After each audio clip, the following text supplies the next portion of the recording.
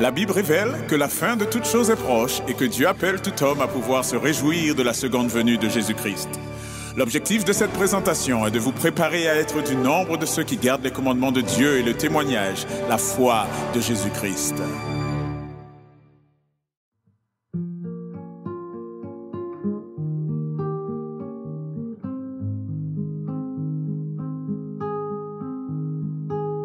Mon bonheur, Christ me le donne, Christ pour moi, pour moi.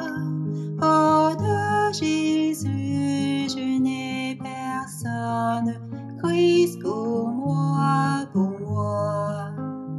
Il est mon roi, mon divin docteur, il est mon saint sacrificateur.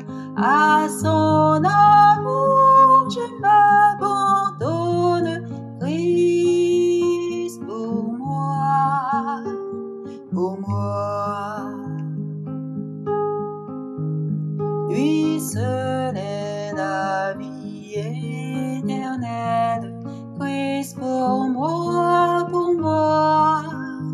De Dieu la splendeur immortelle, Christ pour moi, pour moi. Il est le Fils du divin amour, l'héritier du glorieux séjour. Il vint sauver l'homme rebelle, Christ pour moi, pour moi. Dans la santé, la maladie, Christ pour moi, pour moi. Dans tous les moments de la vie, Christ pour moi, pour moi. Et lorsqu'un jour il faudra partir, laisser la terre et son avenir, je ne craindrai point l'agonie, Christ pour moi, pour moi.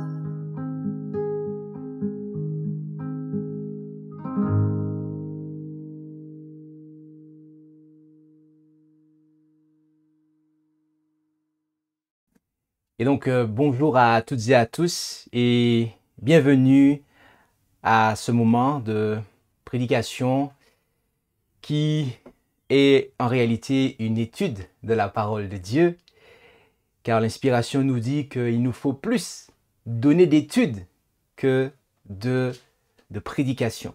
Et donc, c'est ce que nous faisons par la grâce de Dieu.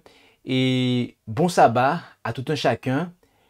Que la paix du Seigneur soit sur chacun d'entre nous. Et nous allons invoquer la présence du Seigneur. Et nous vous invitons, là où cela vous est possible, à pouvoir vous prosterner.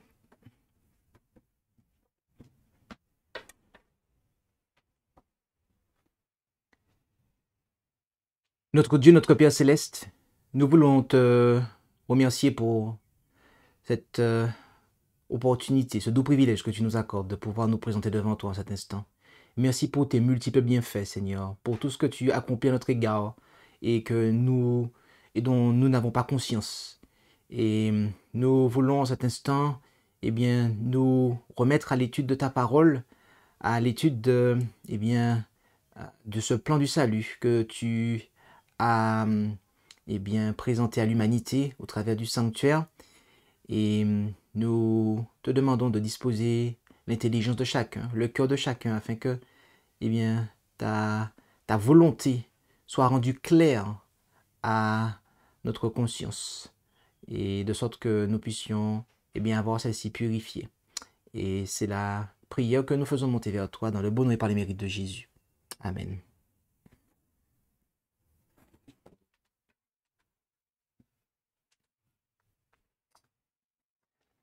Nous sommes dans notre série d'études du sanctuaire, et il s'agira pour nous aujourd'hui d'avoir eh bien, cette 86e étude qui nous permettra d'avancer dans le lieu très saint. Et pour rappel, et pour celles et ceux qui nous suivent depuis peu et qui prennent cette étude en cours, nous avons considéré le sanctuaire, cette étude du sanctuaire a été considérée de la façon suivante. Nous avons en fait suivi le plan que Dieu a donné à Moïse, à savoir du lieu très saint jusqu'à l'extérieur. En agissant ainsi, nous avons vu comment Dieu est venu à nous en Jésus-Christ. Et nous avons qualifié cela de phase descendante. Puis, nous avons fait demi-tour et nous avons entamé la phase ascendante du parvis jusqu'au lieu très saint. Et ce faisant, nous voyons comment Dieu nous demande de venir à lui en Jésus-Christ. Et car nous pouvons venir à lui tout d'abord parce que Dieu lui-même est venu à nous. Nous l'aimons parce qu'il nous a aimés le premier. Et donc, il est important de considérer l'amour que Dieu a pour nous. Il était important pour nous de prendre ce temps de voir comment Dieu est venu à nous, de manière à ce que l'on puisse, eh bien, apprécier et comprendre, eh bien, la justesse ou la justice qu'il y a à, eh bien, prendre le chemin du retour avec Jésus pour remonter, pour aller à Dieu. Et donc, durant les 2 dernières études, nous avons considéré le sujet du jugement investigatif. Nous avons vu que lorsque le souverain sacrificateur entrait dans le lieu très saint du sanctuaire, au jour des expiations, eh bien, il s'agissait là d'une œuvre de jugement, d'accord? Et en raison de cette œuvre de jugement, eh bien, le peuple, parce qu'il y a, je reprends ma phrase, parce qu'il y a une œuvre de jugement, parce que le peuple est jugé en ce jour, eh bien, il est appelé à se purifier du péché. Et donc, nous avons vu cette œuvre de jugement, jugement investigatif. Il commence par les morts et qui s'étend aux vivants. Et il y a des péchés, les péchés du peuple, qui sont consignés dans des registres, aussi bien que le nom de ceux qui sont fidèles, ainsi que leurs actions. Et face à cela, on a un autre livre qui contient les actions des injustes. Nous avons vu tout cela durant les 2 études précédentes que nous vous invitons à considérer si cela n'est pas encore fait. Et à partir de maintenant, nous allons considérer, eh bien, les paroles de l'Alliance. Oui, nous allons considérer les paroles de l'Alliance et nous allons nous rendre, pour ce faire, en Exode 34, verset 28, et vous allez comprendre tout de suite le rapport qu'il y a avec la section dans laquelle nous sommes. Exode 34, au verset 28, où il est dit: « Et Moïse fut là avec l'Éternel 40 jours et 40 nuits. Il ne mangea point de pain et ne but point d'eau. Et l'Éternel écrivit sur les tables les paroles de l'Alliance, les 10 paroles. » Amen. Notez que l'Éternel a écrit sur les tables les paroles de l'Alliance, les 10 paroles. Cela fait référence aux 10 commandements qui sont qualifiés de paroles de l'Alliance. Et ces paroles, ces 10 commandements, ces 10 paroles de l'Alliance étaient contenues dans l'arche. Et c'est à cause de cela que l'arche s'appelait l'arche de l'Alliance. D'accord? C'est à cause de cela que l'arche s'appelait l'arche de l'Alliance, c'est parce qu'elle contenait les paroles de l'Alliance. Et nous avons vu que durant ce jour des expiations, lorsque le souverain sacrificateur rentre dans le lieu très saint, eh bien, il se tient devant cette arche, laquelle contient notamment, eh bien, les tables sur lesquelles sont écrites les paroles de l'Alliance. Et le jugement, bien-aimé, le jugement du peuple de Dieu se fait sur la base de ces paroles, car il s'agit de la loi de Dieu. Lorsqu'on vous parle de jugement, cela implique un juge, cela implique un avocat, mais cela implique aussi, eh bien, une loi. Et donc, à partir de maintenant, nous allons considérer nous allons considérer chacune des paroles de l'Alliance. Pour information, nous l'avons déjà fait par le passé. Mais nous l'avons fait en 19 études. Et nous avons détaillé certains commandements. Nous n'allons pas le refaire comme cela. Je tiens à vous le dire. Mais nous allons néanmoins, ce que nous allons faire, néanmoins, ce sera de considérer chaque commandement. D'accord?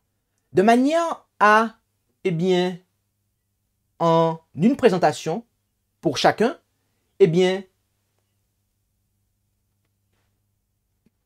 révéler les points importants. Car oui, mes amis, c'est sur la base de ces paroles que chaque homme sera jugé.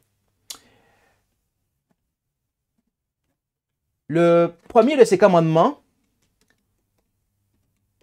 eh bien, déclare ce qui suit, et nous allons le prendre avec le contexte, où nous lisons en Exode 20, à partir du verset 1, « Alors, Dieu prononça toutes ces paroles en disant, « Je suis l'Éternel, ton Dieu, qui t'ai retiré du pays d'Égypte, de la maison de servitude.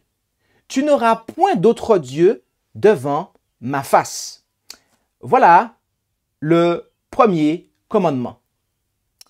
Tu n'auras point d'autre Dieu devant ma face. Notez avec moi le premier mot de ce commandement. Tu, à savoir toi.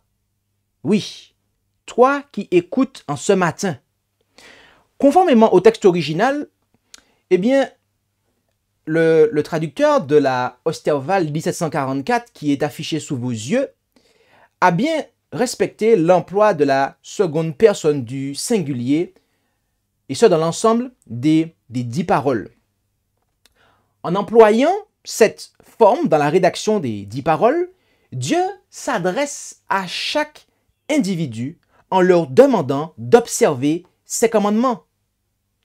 Bien-aimés, nous avons une responsabilité individuelle. Nous avons une responsabilité individuelle.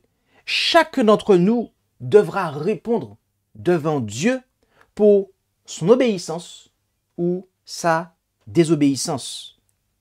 Et maintenant, considérons le terme qui est traduit par aura.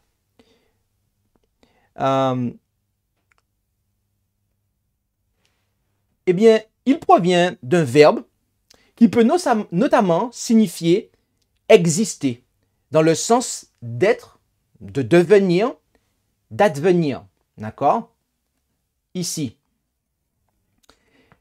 De manière littérale, le premier commandement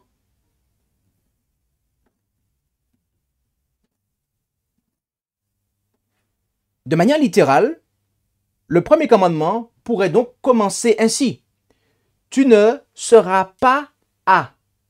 Autrement dit, tu n'appartiendras pas à. Tu ne seras pas possédé par. Et donc, tu ne seras pas la possession de. D'accord? Mais de quoi? De quoi? Le terme suivant est, que nous allons considérer est Dieu, au pluriel. Le terme suivant que nous allons considérer est Dieu, au pluriel. Ce terme, eh bien, est dans l'original au pluriel. D'accord? Mais il faut savoir que ce terme, qui est Elohim, qui est un mot pluriel, est parfois employé pour faire référence au Créateur. D'accord? Et lorsqu'il est employé pour faire référence au Créateur, les traducteurs de la Bible le mettent au singulier. Alors pourquoi ici il est au pluriel? Eh bien, cela est dû à l'adjectif pluriel qui le précède. D'accord? Cet adjectif peut signifier suivant, autre, mais également étranger. D'accord? Ainsi, nous ne devons pas appartenir à des dieux étrangers. D'accord? Nous ne devons pas appartenir à des dieux étrangers. Mais où? Où est-ce? Eh bien, intéressons-nous à la dernière partie du verset où il est dit « devant ma face ». D'accord? Le mot qui est traduit par « face », eh bien, signifie et peut signifier « visage » ou « présence ». Visage ou présence. Et donc, à partir des analyses que nous venons de faire jusqu'ici, nous découvrons que le commandement disant « tu n'auras point d'autre Dieu devant ma face », eh bien, peut avoir pour sens « tu n'appartiendras pas à des dieux étrangers en ma présence ». D'accord? Et là-dessus, on pourrait se dire « oui, mais si Dieu précise en ma présence, cela signifie qu'en son absence, on peut avoir d'autres dieux. » Alors, considérons pour cela le psaume 139 et lisons les versets suivants. Lisons les versets suivants à partir du verset 2 notamment, où il est dit « Éternel, tu m'as sondé et tu m'as connu. Tu sais quand je m'assieds et quand je me lève. Tu découvres de loin ma pensée. Tu vois quand je marche et quand je me couche. Tu connais parfaitement toutes mes voies. Même avant que la parole soit sur ma langue, voici, ô Éternel, tu la connais tout entière. Tu me tiens serré par derrière et par devant, et tu as mis ta main sur moi. Science trop merveilleuse pour moi, si élevée que je n'y puis atteindre. Où irai-je loin de ton esprit, et où fuirai-je loin de ta face? » Notez le verset 7, où le psalmiste déclare « Où irai-je loin de ton esprit, et où fuirai-je loin de ta face ?» Le mot « face » ici, dans ce verset 7 de psaume 139, eh bien, est le même terme hébreu qui est traduit par face en Exode 20, verset 30. D'accord?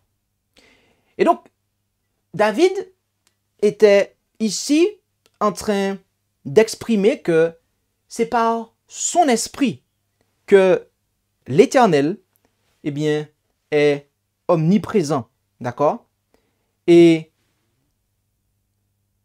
en raison de cela, en raison du fait que l'Éternel est omniprésent par son esprit, de ce fait, rien ni personne n'échappe à sa présence.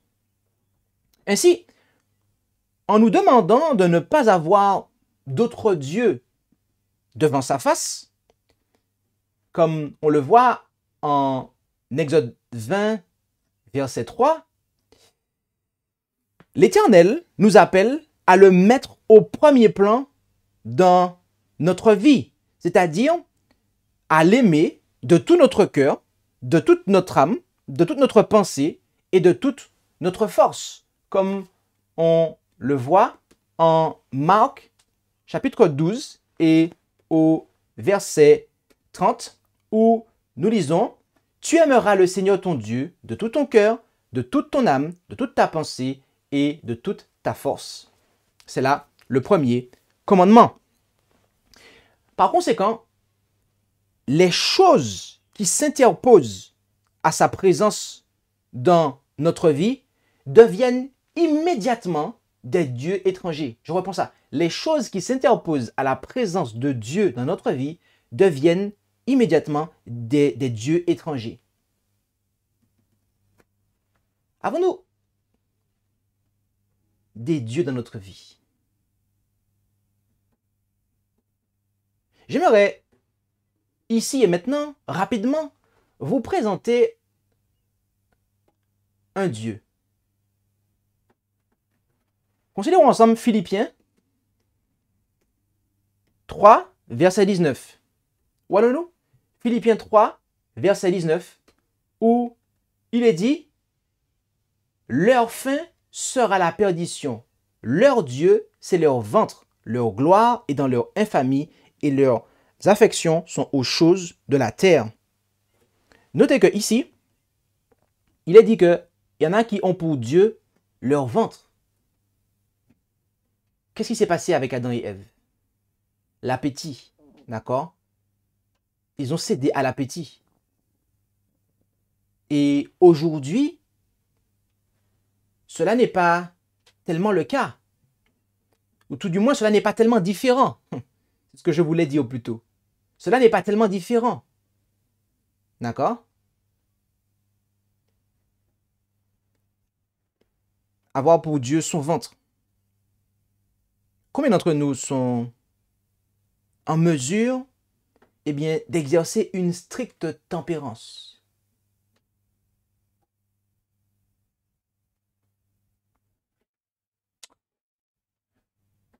Combien d'entre nous aspirent à rester en présence de l'Éternel?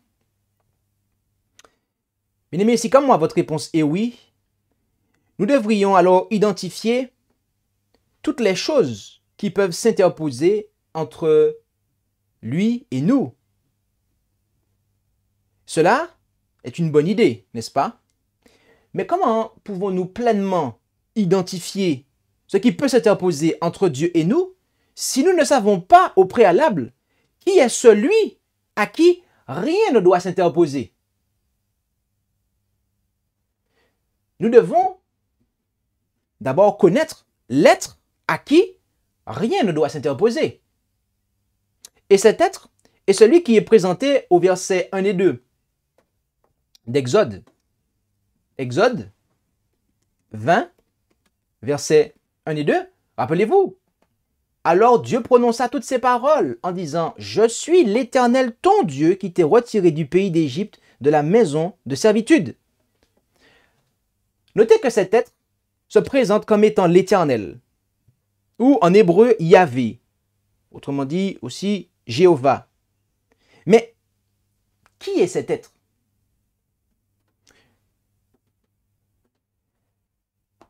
Nous allons répondre à cette question, et ce dans le contexte des 10 commandements. Commençons par nous rendre en Exode 13, verset 21, où nous lisons ici « Et l'Éternel allait au-devant d'eux le jour dans une colonne de nuée pour les conduire par le chemin, et la nuit dans une colonne de feu pour les éclairer, afin qu'ils marchassent jour et nuit. » Remarquez que celui qui promulgua les 10 commandements est celui qui était le jour dans la colonne de nuée et la nuit dans la colonne de feu. Et c'est cet être qui fit sortir les enfants d'Israël d'Égypte. Et Exode 23, rendons-nous maintenant en Exode 23, à partir du verset 20, Eh bien, ce passage que nous allons lire maintenant nous apporte plus de précision sur l'identité de cet être. En effet, Exode 23, à partir du verset 20, « Voici, j'envoie un ange devant toi pour te garder dans le chemin et pour t'introduire au lieu que j'ai préparé. » D'accord? « Prends garde à toi en sa présence et écoute sa voix. Ne lui sois point rebelle, car il ne pardonnera point votre péché, parce que mon nom est en lui.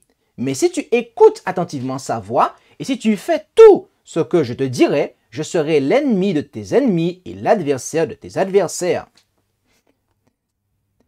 Le terme qui est ici traduit par ange, dans le passage que nous venons de lire, eh bien, peut signifier messager, d'accord? Et cela fait allusion à un ange, peut faire allusion tout du moins à un ange littéral, mais aussi à un prophète, un sacrificateur ou un enseignant, d'accord?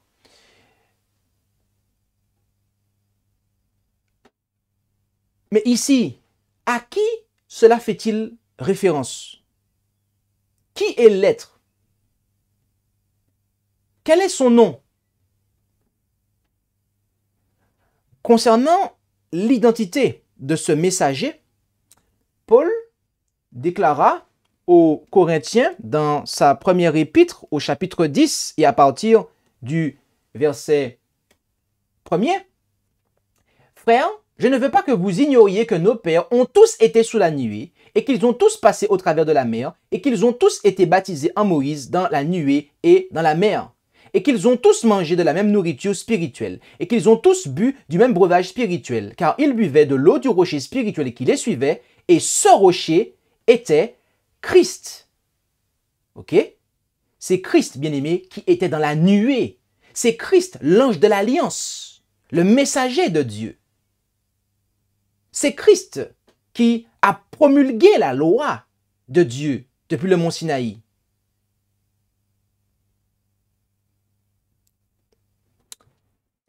Ainsi, il est manifeste.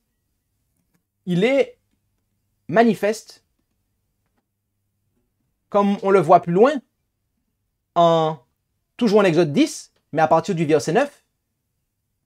« Et ne tentons point le Christ, comme quelques-uns d'entre eux le tentèrent, et ils périrent par les serpents. Et ne murmurez point, comme quelques-uns d'entre eux murmurèrent, et ils périrent par l'exterminateur. » Ainsi, c'est bien confirmé. Il s'agit de Christ. L'apôtre Paul présente Christ comme étant le messager qui conduisit Israël hors d'Égypte. D'accord? Et maintenant, rendons-nous en Exode 16, et lisons là le verset 9 ainsi que le verset 33. Exode, chapitre 16, verset 9 et ainsi que le verset 33, où il est dit: « Et Moïse dit à Aaron, dit à toute l'assemblée des enfants d'Israël, approchez-vous devant l'Éternel, car il a entendu vos murmures. » D'accord? Et maintenant, remarquons le verset 33.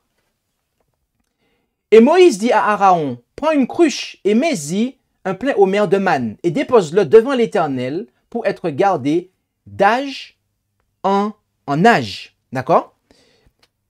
Tout comme en Exode 20, verset 3, le terme qui est traduit ici par devant est pané, le même terme hébreu que nous n'avons pas cité, mais c'est le même terme hébreu, d'accord? Quand on dit devant, eh bien, c'est pareil. Ça pourrait être, on aurait pu traduire ici, d'accord, par face, d'accord, en présence de l'Éternel, mets-le devant sa face, d'accord?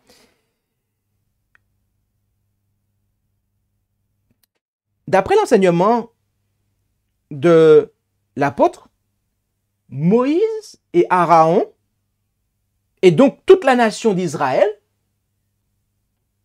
étaient devant la face, en présence de Jésus-Christ, l'ange de l'Éternel, le messager en qui se trouvait le nom de l'Éternel, c'est-à-dire son caractère, mais également son autorité. Eh bien, oui, Christ était à ce moment-là le messager de Dieu, son ambassadeur. Et c'est ce que Jean voulait dire dans son évangile en Jean 1, versets 1 et 2. Au commencement était la parole, et la parole était avec Dieu, et la parole était Dieu. Elle était au commencement avec Dieu. Voici comment la Osterwald 1744, ainsi que l'ensemble des traductions des Bibles francophones, ont décidé de traduire la pensée de l'apôtre Jean. Mais ce n'est pas ce que Jean a exactement écrit, bien-aimé. Ce que nous voyons ici n'est pas exactement ce que Jean a écrit. D'accord? Voici ce que véritablement Jean a écrit.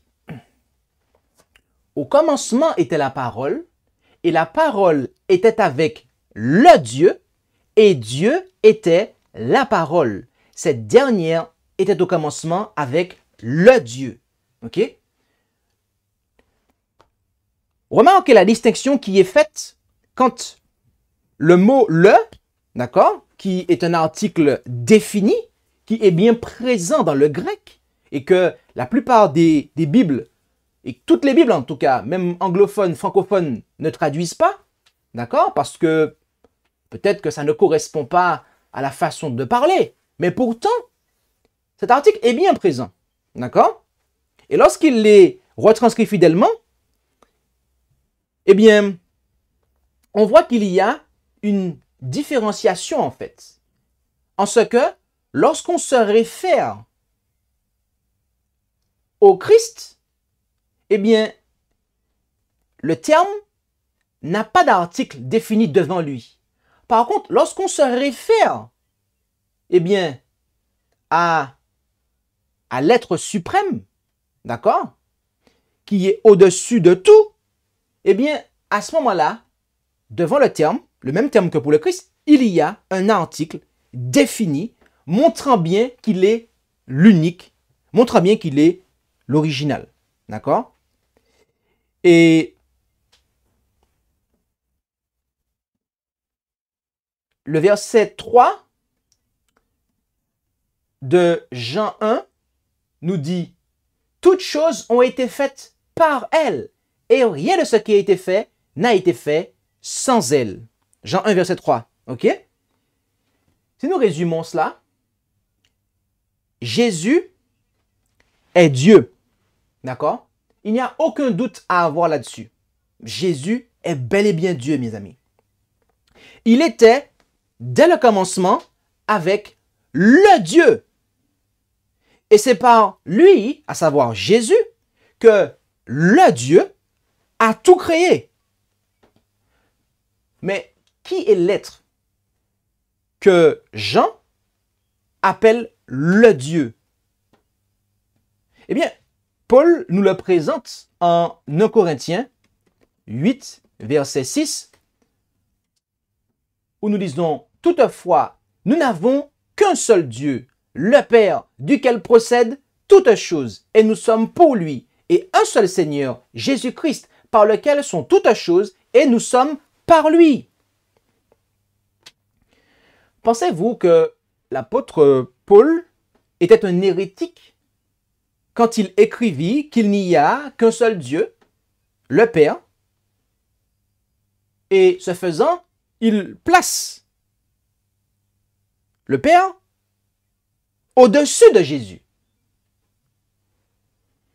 Si vous pensez que Paul était un hérétique, eh bien alors, il vous faudrait conclure que Jésus était également un hérétique, car il déclara la chose suivante en Jean 20, verset 17. Jésus lui dit « Ne me touche point, car je ne suis point encore monté vers mon Père, mais va vers mes frères et dis-leur que je monte vers mon Père et votre Père, vers mon Dieu et votre Dieu. » Notez bien cela, mes amis, ce que Jésus déclara. Mon Père et votre Père, mon Dieu et votre Dieu. Bien-aimés, la foi de Jésus elle-même nous enseigne que Dieu le Père est l'être suprême de l'univers. Mais là-dessus, certains diront, si Dieu le Père est l'être suprême de tout l'univers, cela veut dire que vous ne croyez pas en la très sainte Trinité. Ou que vous ne croyez pas dans le très saint tritéisme. Et si vous ne croyez pas dans la Trinité ou dans le tritéisme, Christ n'est-il pas alors pour vous, au final, un Dieu étranger devant la face du Dieu suprême? Bien-aimés, tout ce que nous avons dit depuis le commencement de cette présentation devrait être suffisant pour répondre à cette question. Mais nous pouvons aller plus loin. Et c'est ce que nous allons faire. En effet, lorsque nous lisons et considérons ensemble, eh bien, Jean 1, verset 18, dans la version Osterwald et la version 2018, Osterwald 2018, où on nous dit « Personne n'a jamais vu Dieu, le seul Fils engendré qui est dans le sein du Père est celui qui l'a fait connaître. » Tout à l'heure, on a lu un passage, d'accord? Et d'après l'apôtre, d'après l'apôtre Jean, personne n'a jamais vu Dieu, d'accord? Autrement dit, pour nous, Dieu n'a pas de visage. On ne l'a jamais vu. C'est, en tout cas, ce que l'on pourrait penser. Si il n'avait pas ajouté le Fils, d'accord? Le seul Fils engendré, d'accord? Qui est dans le sein du Père, est celui qui nous l'a fait connaître. Et à ce propos, notez la chose suivante. 2 Corinthiens 4, verset 6. 2 Corinthiens 4, verset 6, où nous lisons « Car le Dieu qui a dit que la lumière resplendisse au milieu des ténèbres est celui qui a resplendi dans nos cœurs pour faire briller la lumière de la connaissance de la gloire de Dieu en la personne de Jésus-Christ. » D'accord? Notez bien cela. En la personne de Jésus-Christ. D'accord? Le terme grec qui est traduit par personne ici, d'accord, qui est prosopon, eh bien, il peut signifier personne, d'accord, mais également visage ou présence, d'accord. Il peut signifier également visage ou présence. Et c'est pour cela que nous lisons dans la Louis II, eh bien, la face, sous la face du Christ, d'accord, aussi bien que dans la version Darby, que je ne pourrais pas afficher pour vous, mais la version Louis II, 1910, eh bien, retranscrit cela convenablement, d'accord. Bien aimé, Dieu a décidé de faire briller la lumière de sa connaissance sur la face de Jésus-Christ. Par conséquent, le Fils de Dieu est la face devant laquelle le Père demanda à ce qu'il n'y ait pas de Dieu étranger. Nous reprenons ça. Le Fils de Dieu est la face devant laquelle le Père demanda à ce qu'il n'y ait pas de Dieu étranger. En disant cela, nous élevons le Fils au même rang que le Père.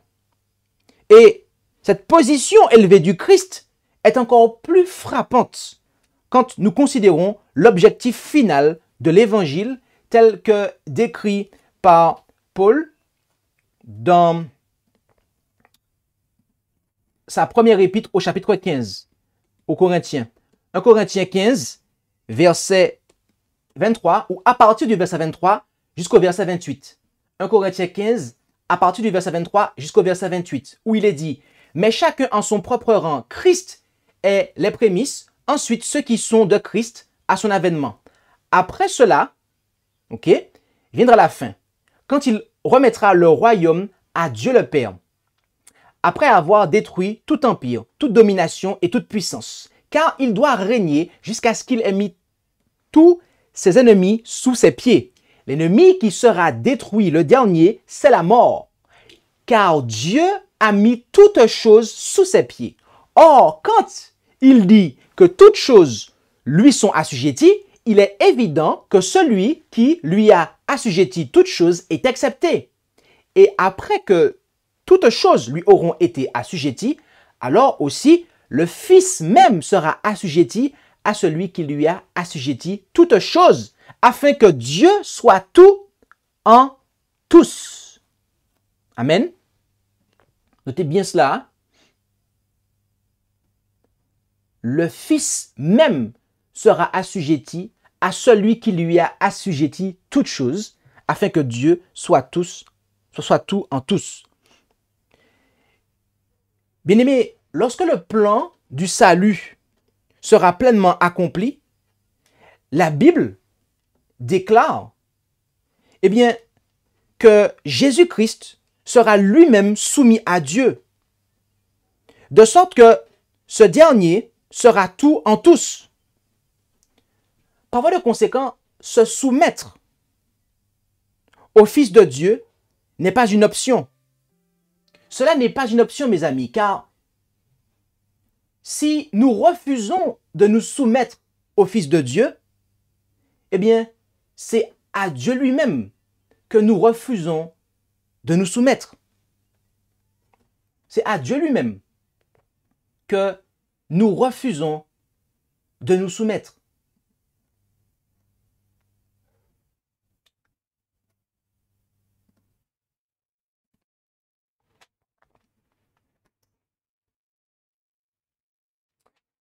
Se soumettre au Fils de Dieu n'est pas une option, mes amis, car si nous refusons de nous soumettre à lui, nous ne serons pas capables de nous soumettre au Père qui a toujours demandé que l'on se soumette à son Fils. Et après avoir dit toutes ces choses, j'aimerais vous faire remarquer plusieurs choses maintenant. Tout d'abord, que Jésus est celui par qui Dieu le Père a créé toutes choses. Il est donc créateur. Christ est donc créateur. Remarquez également que Jésus est celui par qui Dieu le Père a promulgué sa loi sous le mont Sinaï. Christ est donc législateur. Et remarquez enfin que, comme nous l'avons vu comme nous le voyons au travers de l'évangile, au travers du sanctuaire en fait que nous avons étudié, eh bien que Jésus est celui par qui cette loi sera écrite dans nos cœurs. De ce fait, il est le Rédempteur. Et en étant tout cela,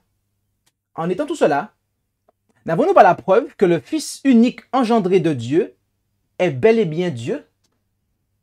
Oui. Alors, comment pourrions-nous penser une seule seconde que l'être, que le Tout-Puissant, Jéhovah Dieu, a établi créateur, législateur et rédempteur, puisse être un Dieu étranger? À la lumière de tout ce que nous avons dit jusqu'ici, nous ne pouvons pas, eh bien, déclarer ou ni même penser cela. Comme nous l'avons vu au commencement de cette présentation, eh bien, en rédigeant son alliance à la deuxième personne du singulier, Dieu s'adresse à chaque individu en leur demandant d'observer ses commandements pour eux-mêmes. Et alors que nous avons une responsabilité individuelle, nous ne devons pas oublier que Dieu fait également alliance avec un peuple. Oui, le peuple de l'alliance. En effet, en Exode 19, versets 5 et 6, en Exode 19, versets 5 et 6, nous lisons, « Maintenant donc, si vous obéissez à ma voix et si vous gardez mon alliance, vous serez aussi d'entre tous les peuples mon plus précieux joyeux, car toute la terre est à moi, dit l'Éternel. » D'accord? Et poursuivons. « Et vous me serez un royaume de sacrificateurs et une nation sainte. Voilà les paroles que tu diras aux enfants d'Israël. » Amen.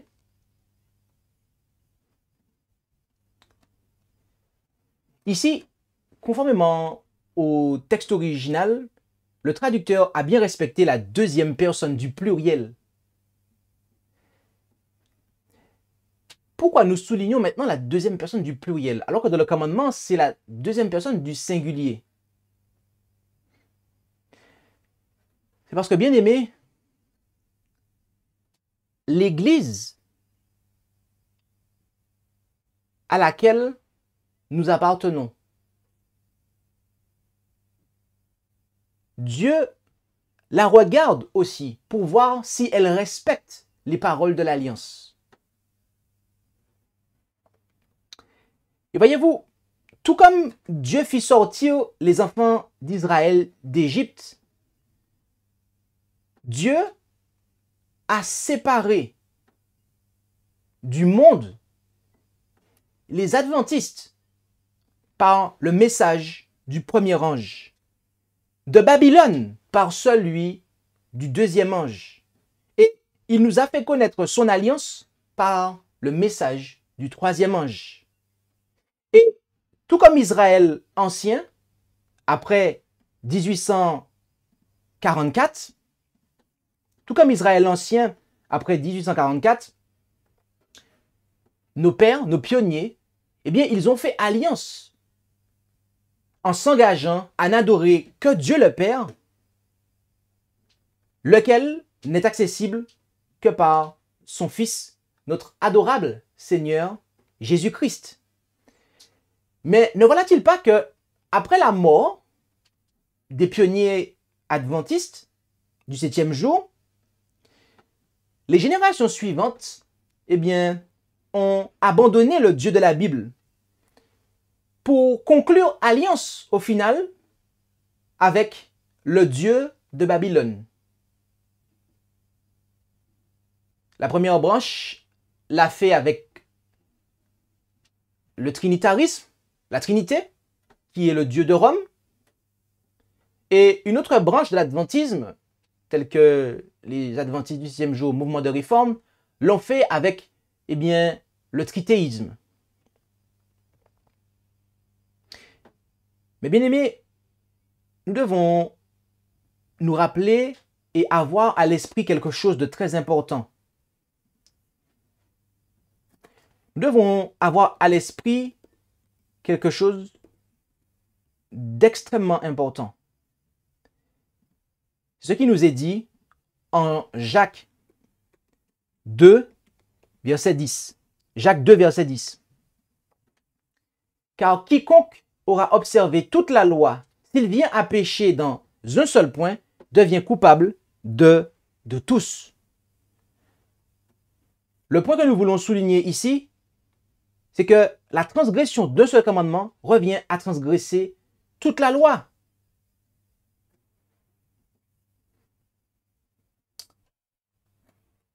Bien aimé, le point que nous voulons amener à votre esprit, c'est que prétendre qu'on observe les commandements de Dieu est une chose qui est louable en soi. Prétendre qu'on observe le sabbat du 7e jour et que de ce fait, on est le peuple de Dieu, quelque chose qui en soi ne pose pas de problème. Mais est-on vraiment le peuple de Dieu, le peuple de l'Alliance, si on est en total désaccord avec la première parole de l'Alliance? C'est la question que j'aimerais que l'on se pose en ce matin. Est-on vraiment le peuple de Dieu, le peuple de l'Alliance, si on adore le trinitarisme? Si notre Dieu, c'est une trinité. Ou si notre Dieu, ok, c'est un tritéisme. Ok?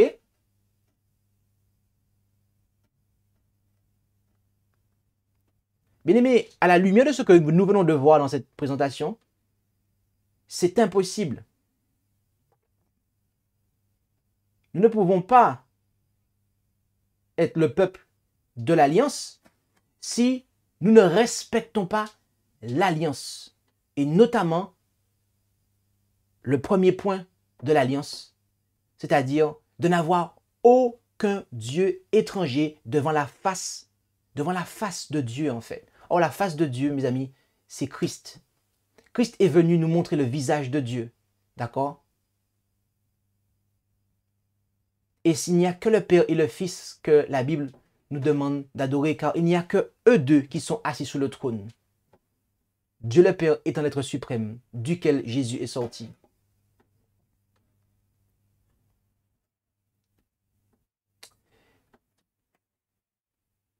C'est pour cela, bien-aimés, que nous devons vraiment réfléchir. Nous devons réellement réfléchir à ces choses.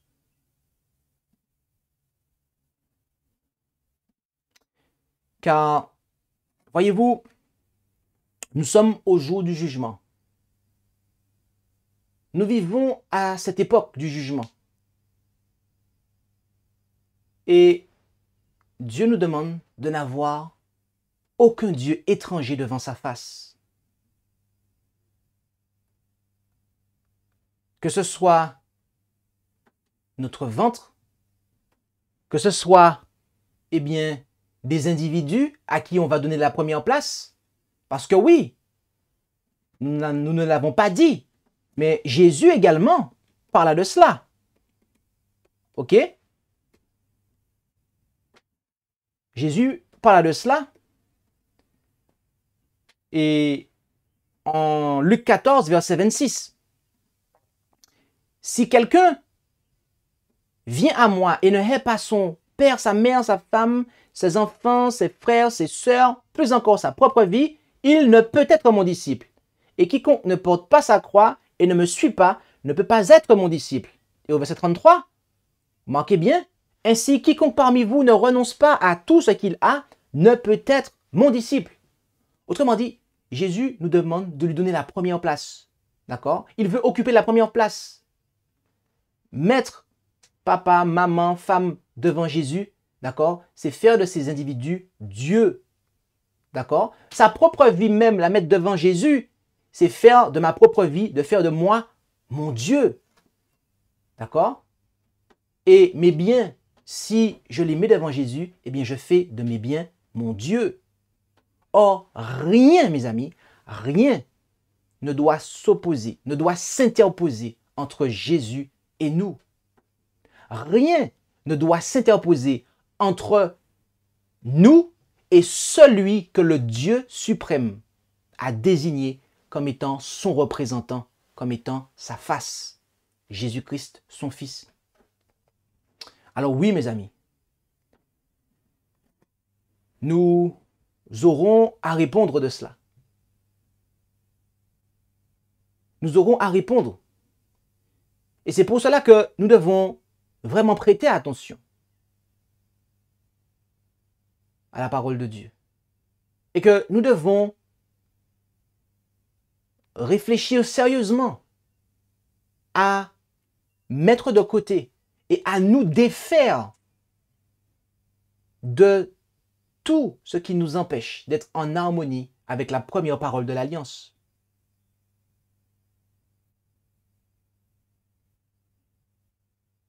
D'ailleurs, au passage,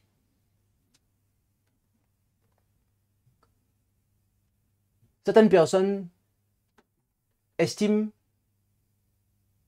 ou pourraient estimer que ce n'est pas une raison suffisante de se refaire baptiser. Lorsque l'on comprend qu'on a été dans une mauvaise adoration vis-à-vis de Dieu. On a observé le sabbat. C'est suffisant. Mes amis, qu'avons-nous vu? On a vu qui est en fait. Qui est le Dieu des cieux? On a vu en fait, mis à part lui et son fils, rien ni personne d'autre ne doit être adoré.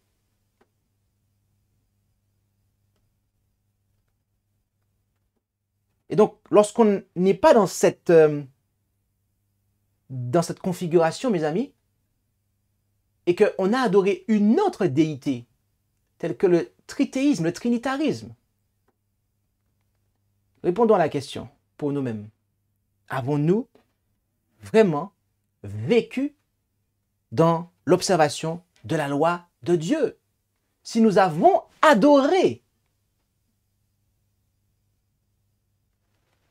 un Dieu différent?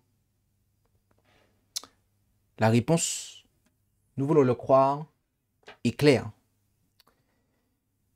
Nous allons passer au moment de questions-réponses et nous vous invitons à pouvoir intervenir et la modération fera remonter les questions. N'hésitez pas, si vous avez des questions en rapport avec la présentation, la parole est à vous. Bien évidemment, des questions en rapport, totalement en rapport avec la présentation. Inutile, vous comprendrez, de poser des questions sur un autre commandement, d'accord?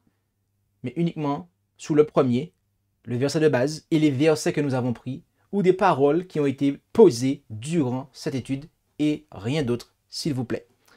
Et si vous respectez cela, votre question sera considérée et traitée. Autrement, elle ne le sera pas.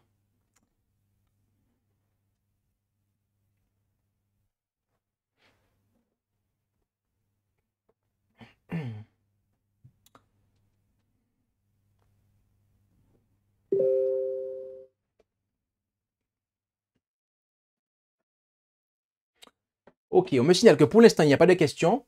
Donc, n'hésitez pas à pouvoir poser vos questions. D'accord? Véritablement. C'est le moment, car nous n'allons pas revenir sur ce point-là en détail. D'accord? Et comme je le disais, nous avons déjà eu une présentation sur cela. Mais ça a été une série de 19 présentations. Là, nous allons juste accorder une présentation pour chaque commandement. On ne va pas en faire deux. Donc, de manière à ce que les choses soient claires, car il est important, mes amis. La loi est la base du jugement. Et donc, nous devons nous examiner. Le peuple était dans le parvis en train de s'examiner. Et tout au long de l'année, en fait, le peuple, eh bien, s'il avait péché, il devait, eh bien, offrir un sacrifice pour son péché. Il devait demander pardon. Ce n'est pas au jour des expiations, en fait, au jour de l'expiation, eh bien, que cela devait être fait. Qu'est-ce que cela signifie pour nous aujourd'hui? D'accord? Nous qui vivons au jour des expiations, eh bien, c'est qu'il est plus que temps de se mettre en règle avec Dieu. Il est plus que temps de se mettre en règle avec Dieu.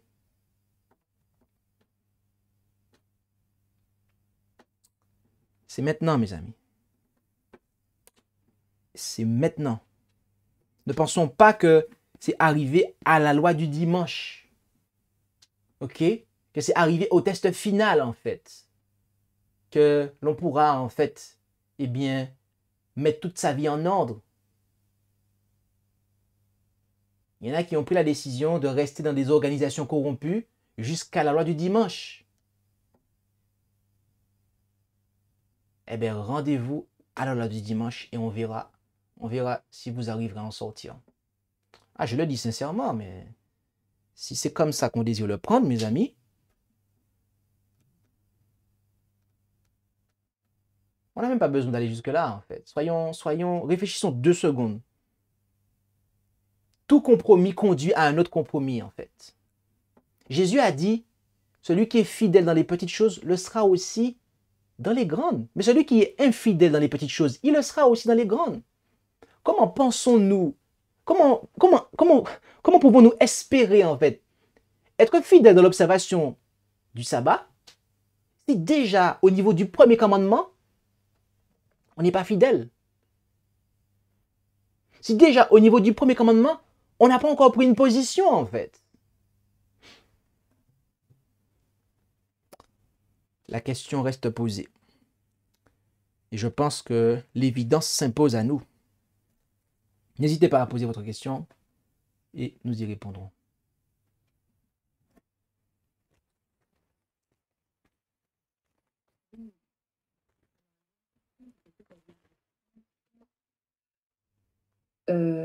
Par Moïse.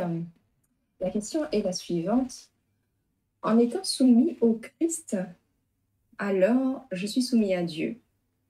Mais comment être soumis au Christ? En étant soumis au Christ, alors je suis soumis à Dieu.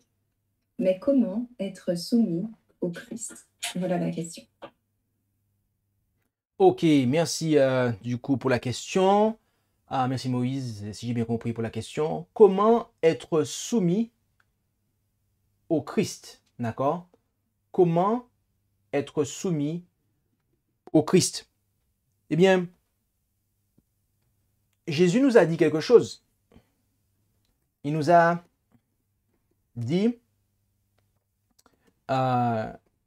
quelque chose qui est de nature à répondre, je le crois, à cette question.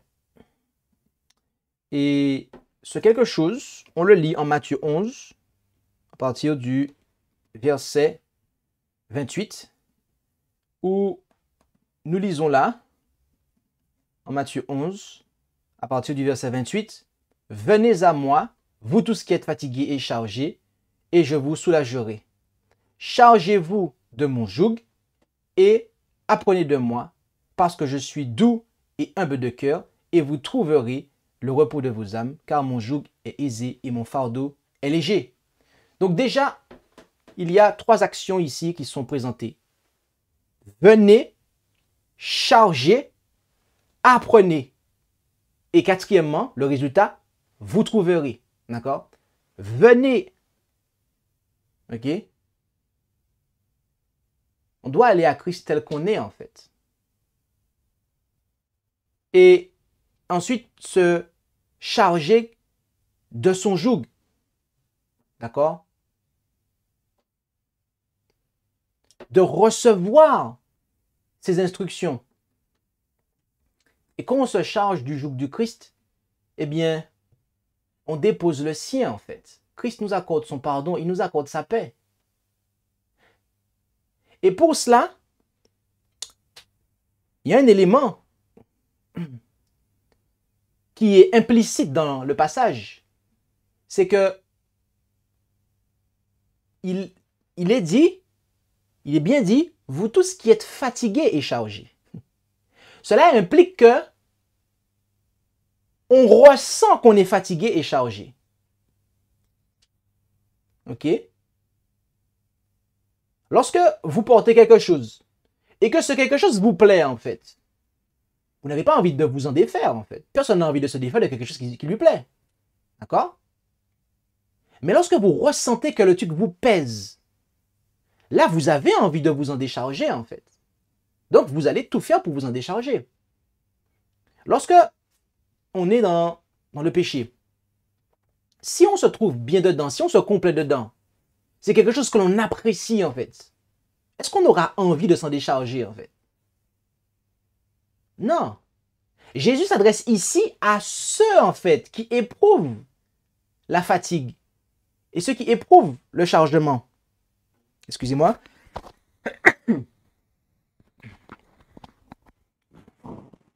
Je vous prie de bien vouloir m'excuser. Donc, du coup,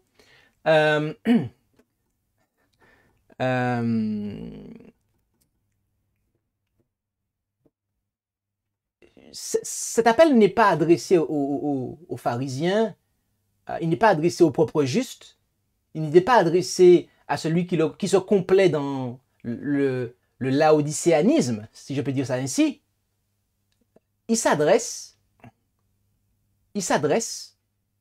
alors que je m'explique bien, parce qu'on pourrait mal me comprendre. On pourrait comprendre que Jésus n'a pas envie que les pharisiens se convertissent, pas du tout. Mais l'appel de Jésus trouvera son écho, et c'est exactement ce que je veux dire, l'appel de Jésus trouvera son écho chez celui qui éprouve la fatigue et la douleur du péché en fait. Autrement dit, celui qui reconnaît qu'il est malade. Et à ce moment-là, eh bien, il va aller auprès de Christ qui va le décharger. En quoi faisant? Eh bien, en le chargeant de son joug et il va apprendre de Jésus. Et à ce moment-là, il va trouver le repos pour son âme. D'accord? Donc, j'espère que ça a pu répondre à la question.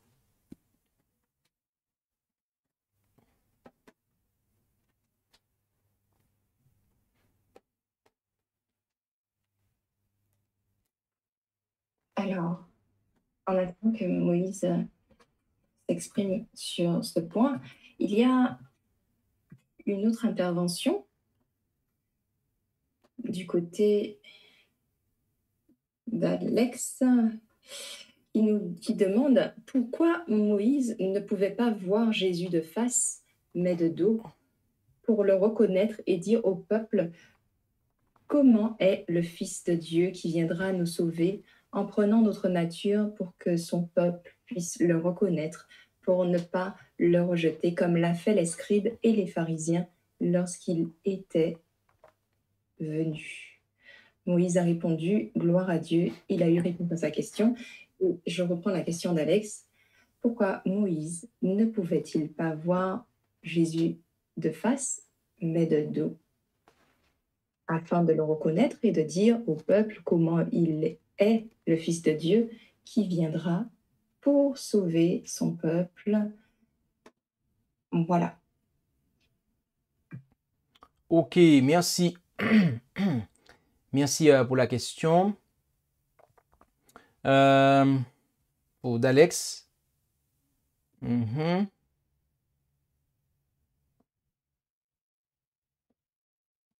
Donc, il fait référence à Exode 33, verset 20, et ainsi que verset 23.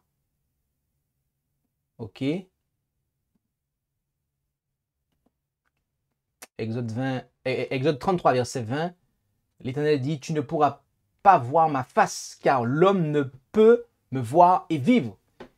D'accord? Et verset 23, et lorsque je tournerai ma main, tu me verras par derrière, mais ma face ne pourra être vue. D'accord? Alors, il faut se rappeler de quelque chose ou avoir quelque chose à l'esprit. D'accord? En Matthieu 28, verset 4, Matthieu 28, verset 4, on a quelque chose qui s'est produit. Matthieu 28, verset 4, quelque chose s'est produit. Et dans leur frayeur, les gardes avaient tremblé et étaient devenus comme morts. Or, l'ange, prenant la parole, dit aux femmes, remarquez, il y a un ange qui est apparu. Ok? Et des gens étaient comme morts face à cet ange.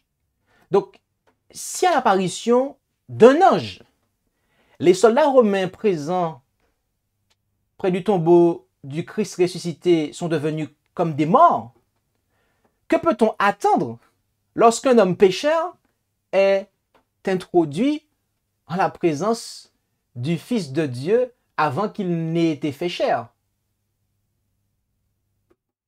Et que peut-on dire même du Dieu suprême?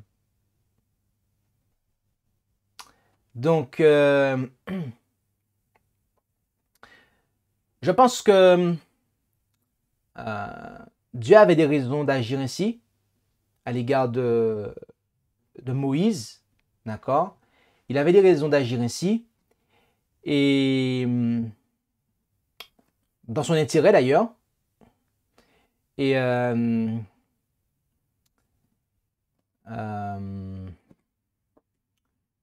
permettez-moi d'approfondir aussi un petit peu pour approfondir un peu ma question.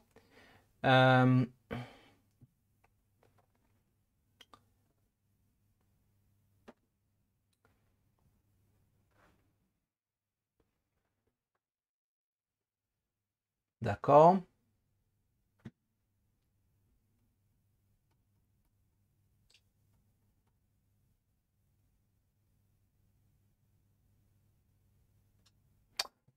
Ouais. Je sais pas si je peux apporter d'autres éléments. Mais voilà. Il y a Christ avant qu'il ne vienne sur terre et Christ après qu'il soit venu sur terre. Et pendant qu'il est sur terre aussi, surtout. Christ avant, Christ pendant qu'il est sur terre et Christ après. Donc voilà. Christ s'est présenté à Abraham. Mais quand il s'est présenté à Abraham, c'était sous une forme humaine, mais qui n'avait pas en fait expérimenté la croissance, d'accord, de bébé à adulte. Donc, par contre, à Moïse, on ne nous laisse pas entendre que c'était sous une forme humaine telle qu'on peut la concevoir. Donc, on comprend qu'il y avait de la gloire, certainement, et que par rapport à ça, il était à ce moment-là compliqué. Il aurait été compliqué pour Moïse de pouvoir subsister à ce moment-là. Donc voilà. Après, on pourrait aussi penser que Moïse, à ce moment-là, il représente le peuple, bien évidemment, mais aussi que cette parole-là est adressée au peuple, à tout homme, d'accord? À tout homme. Parce que ailleurs, Moïse est entré en la présence de Dieu, et après il avait le visage qui éclairait.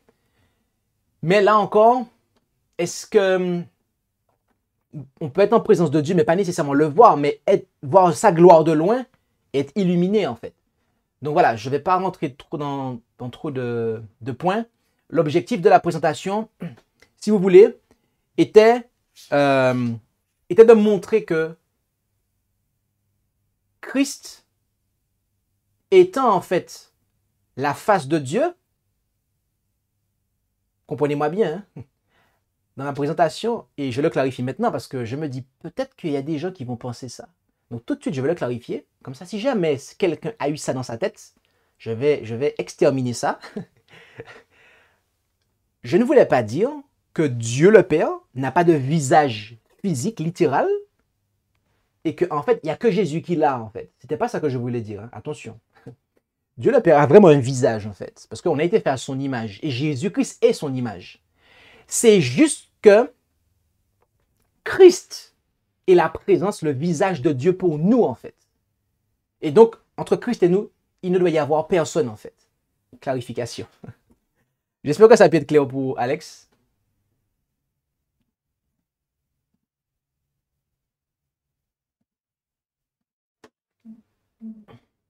Alors, en attendant qu'Alex confirme s'il a bien eu réponse à sa question, il y a d'autres interventions, néanmoins, qui n'ont pas de lien avec la présentation.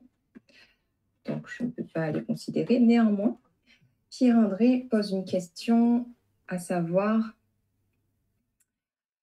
quid des personnes qui sont persistantes en fait dans l'adoration de la Trinité ou de trois dieux, alors que la parole leur a été présentée? Est-ce que finalement il faut insister ou les abandonner dans leurs croyances?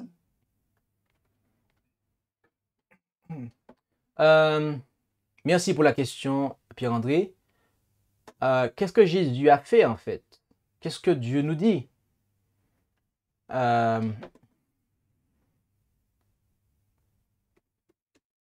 Qu'est-ce que Dieu nous dit? Eh bien,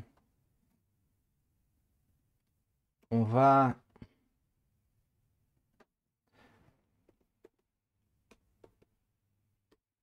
voir ça ensemble.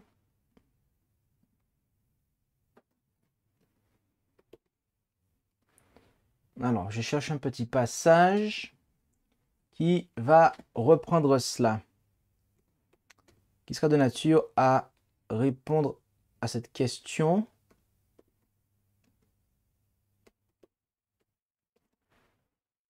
Voilà. Osée 4, verset 17. Osée 4, verset 17, où on lit « Éphraïm s'est attaché aux idoles. Abandonne-le. » D'accord?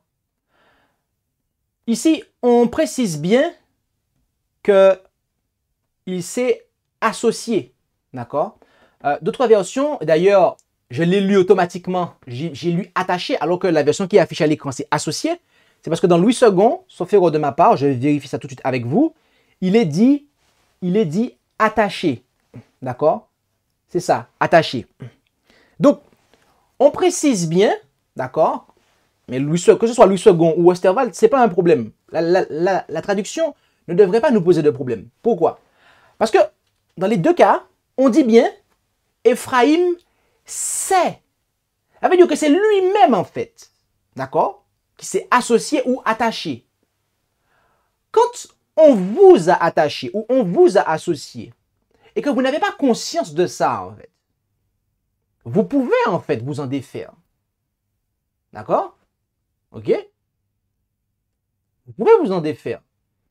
Ce fut une époque, plusieurs années de ça, à un moment bien déterminé, durant une période déterminée, j'avais en tête la Trinité parce que, ayant été membre, d'accord, ayant évolué pendant un laps de temps dans l'église nominale des Adventistes du 7e jour, d'accord, l'église basée sur les principes fondamentaux de 1980, ok, eh bien, c'est ce qu'il y avait, c'est ce qu'on m'a présenté, j'ai cru que c'était ça, d'accord, dans mon ignorance.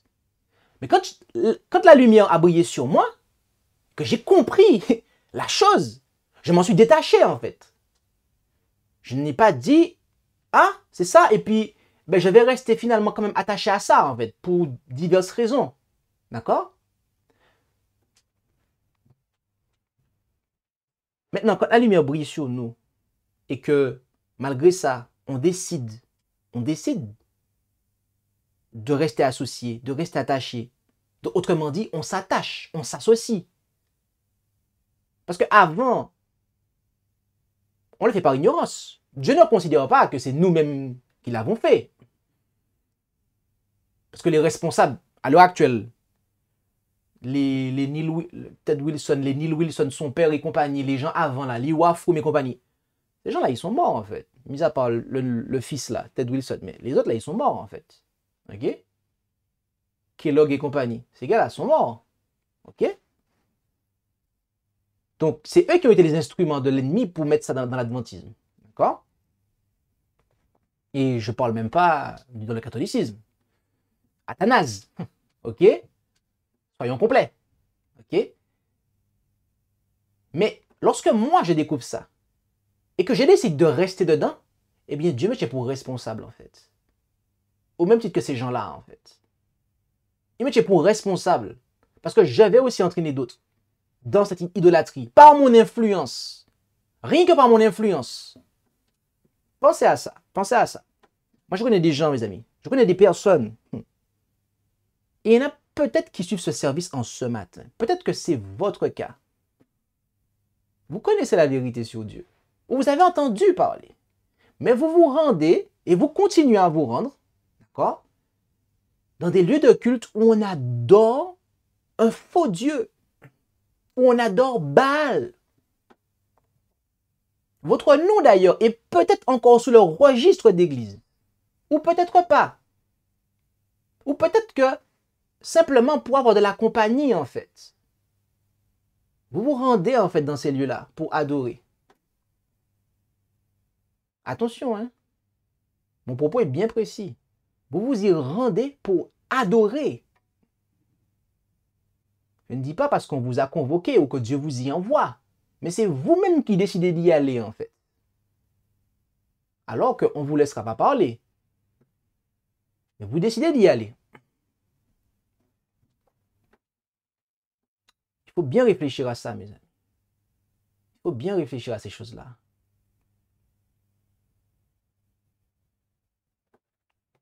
On prête son influence, en fait, à ce moment-là.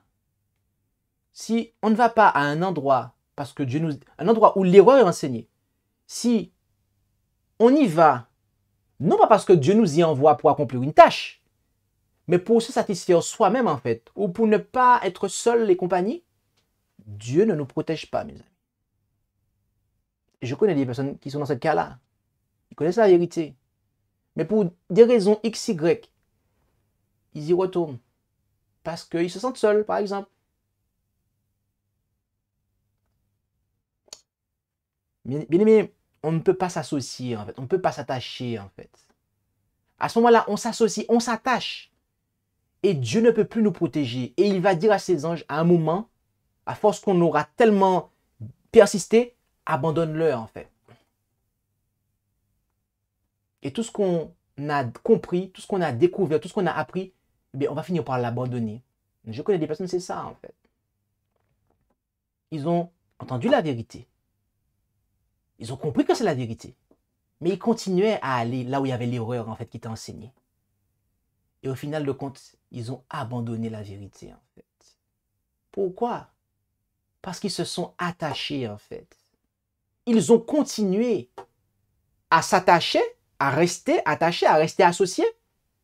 Mais la lumière a brillé et malgré ça, ils n'ont pas changé. Donc là, ils se sont attachés volontairement, cette fois-ci. Avant, c'était involontaire, par ignorance. Mais là, c'est volontairement qu'ils se sont attachés.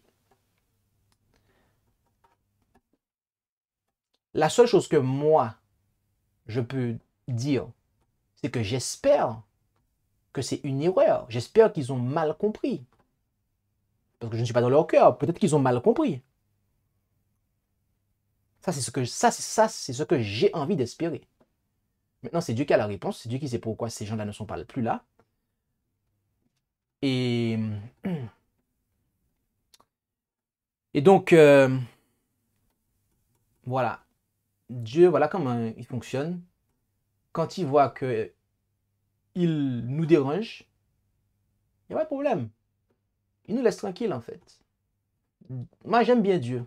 J'aime Dieu. C'est notamment pour ça que j'aime Dieu. Parce que Dieu, c'est... Ah bon, je te dérange? Il n'y a pas de problème, je te laisse tranquille. Dieu, il ne cherche pas à s'imposer, en fait. Il ne cherche pas à s'imposer. Ce n'est pas un dictateur, en fait. Donc, si la vérité ne nous intéresse pas, la vérité belle, la vérité douce de l'évangile, si ça ne nous charme, pas charme, le mot charme n'est pas correct, mais si ça ne nous subjugue pas, ah ben, je veux dire, qu'est-ce qui pourrait nous subjuguer, en fait? Donc, voilà. Donc,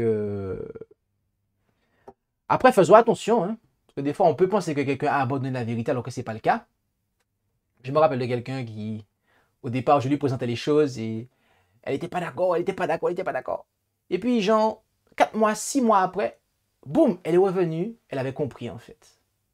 Donc, faisons attention. Des fois, quelqu'un peut dire non, non, non, non, non, non, non. Mais pendant ce temps, en fait, elle dit non, c'est parce qu'on a touché à son idole. Donc, elle est excitée. Elle ne sait pas comment on l'a déstabilisée.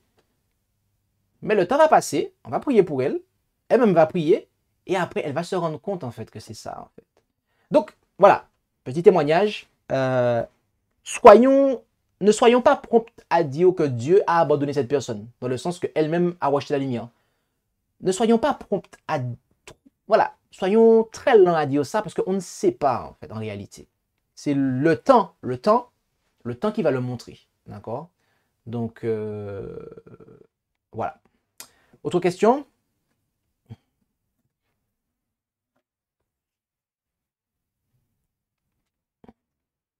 Oui, nous avons une question du côté de la Martinique par Florian qui nous dit: Paul a écrit que nous avons un seul Dieu, le Père, et un seul Seigneur, son Fils, Jésus-Christ. Je suis un peu confus quant au terme utilisé pour exprimer la différence de statut. Est-ce similaire à la différence de position entre un roi et son ambassadeur? L'ambassadeur ayant reçu du roi toutes les prérogatives pour faire appliquer la volonté du roi. Plus exactement, que signifie le terme seigneur? Car c'est là le point qui l'interroge. Je peux relire. Paul a écrit que nous avons tous un seul Dieu, le Père, et un seul Seigneur, son Fils Jésus-Christ. Florian est confus sur l'aspect du terme utilisé pour exprimer la différence entre les statuts, la différence de statut. Est similaire à la différence de position entre un roi et son ambassadeur, l'ambassadeur ayant reçu du roi toutes les prérogatives pour faire appliquer la volonté du roi. Que signifie exactement le terme seigneur? Voilà la question.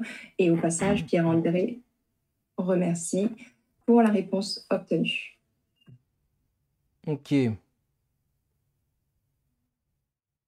D'accord. Très bien, très bien.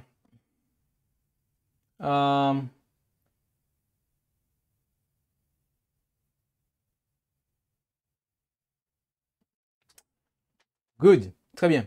Alors, merci, gloire à Dieu Père André, pour si tu as eu la réponse à ta question. Et merci, Florian, pour ta question. Donc,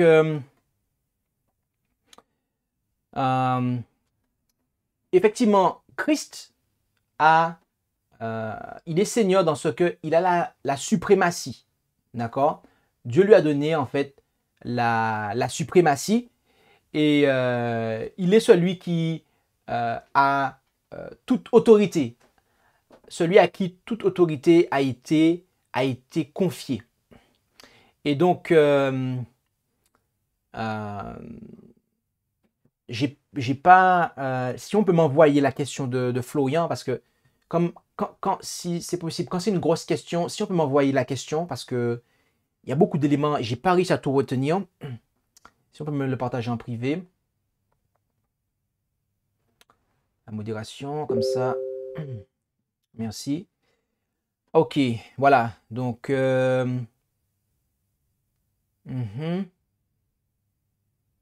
d'accord.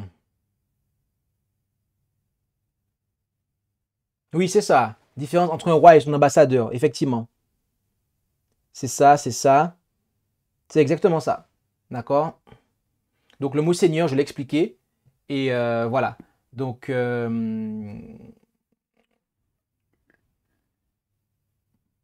y a vraiment, en fait,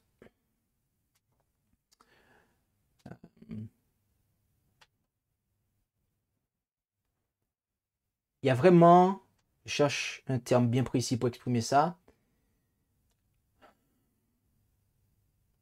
Le Père est l'origine du Christ. D'accord? Donc, il est au-dessus du Christ. D'accord? Et en dessous d'un roi, dans un royaume terrestre, vous avez les seigneurs.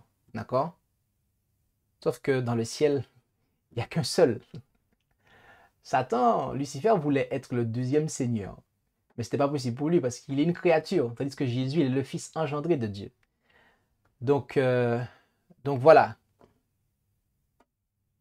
Maintenant, Christ est Dieu dans le sens, il est de nature divine. Il ne peut pas être autre chose que Dieu. Il peut pas de nature. Naturellement parlant, Christ n'est pas un homme. En tout cas, le Fils de Dieu. Le Fils de Dieu. Avant qu'il naisse sur terre. Naturellement parlant, c'est pas un homme, c'est pas un chat, c'est pas un chien, c'est pas un lion. C'est quoi? Il est Dieu. Il sort de Dieu. D'accord? Ok? Maintenant, il n'est pas le Dieu, c'est-à-dire l'original. D'accord? L'être suprême, le tout-puissant, le très haut, très précisément. Parce qu'il est tout-puissant, parce que tout pouvoir, toute puissance lui a été donnée. D'accord? Mais le mot que je cherchais, c'est très précisément le très haut. Voilà. J'espère que ça a été bon pour Florian.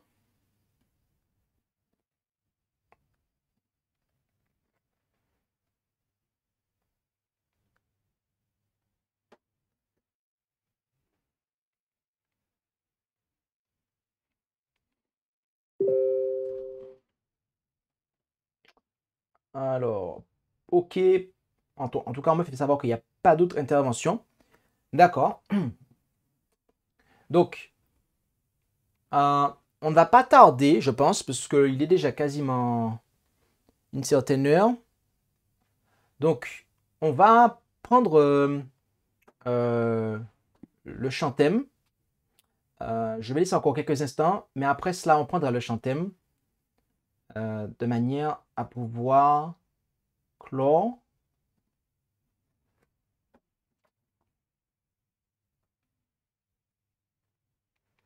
J'attends une confirmation qu'il n'y a pas d'intervention. Et après ça, s'il n'y en a pas, ok, on va clore. Et nous allons prendre en fait le chant-thème.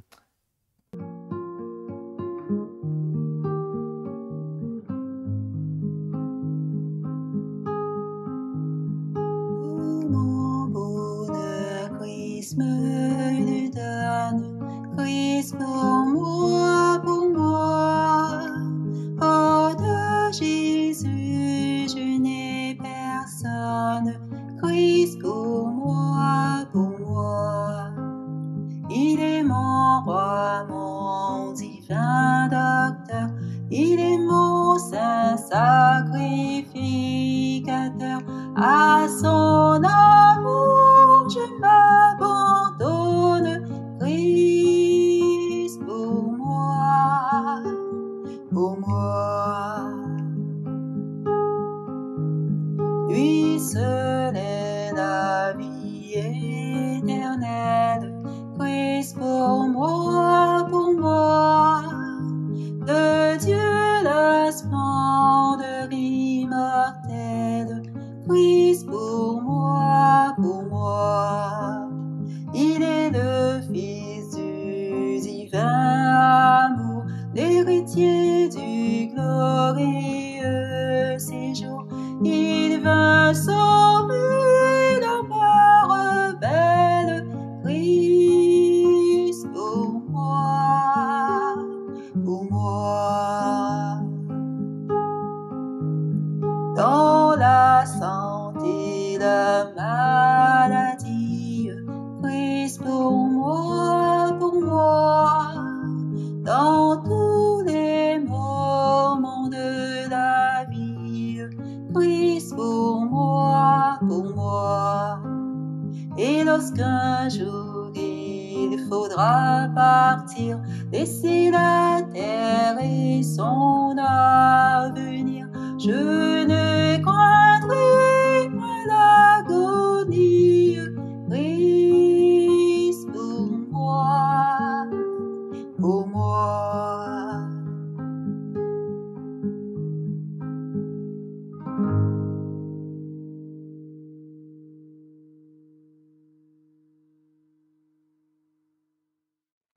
Amen. Eh bien, je vous invite, là où c'est possible, à pouvoir vous prosterner pour la prière finale.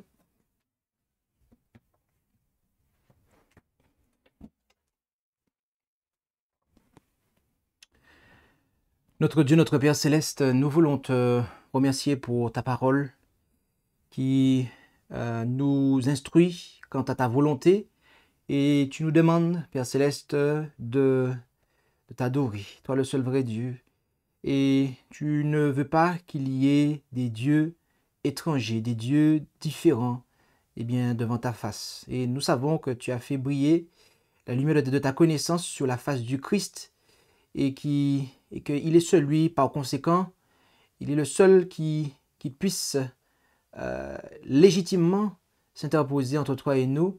Et donc, entre lui et nous, eh bien, il ne doit y avoir de ce fait rien du tout qui s'interpose. Alors, aide-nous à comprendre cela. Aide-nous à comprendre tout ce qui est de nature à s'interposer. Que ce soit eh bien, les idoles matérielles, l'appétit, eh bien, aussi les relations que l'on peut eh bien, accorder plus d'importance par rapport à Christ, aussi bien que les choses matérielles, mais aussi les idoles théologiques, d'accord, les fausses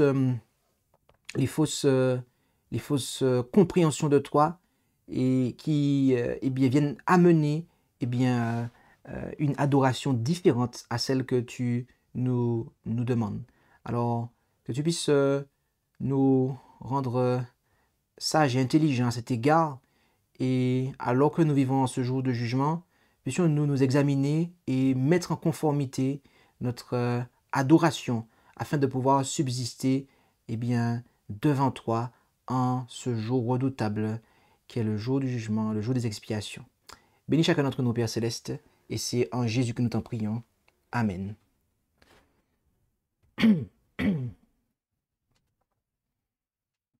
Merci d'avoir écouté cette présentation avec intérêt. Pour plus d'informations, consultez notre site internet lereste.org et suivez-nous sur Facebook ainsi que sur YouTube à @lereste. Vous pouvez aussi nous contacter par email à info@lereste.org ou par téléphone au +33 6 12 60 13 69.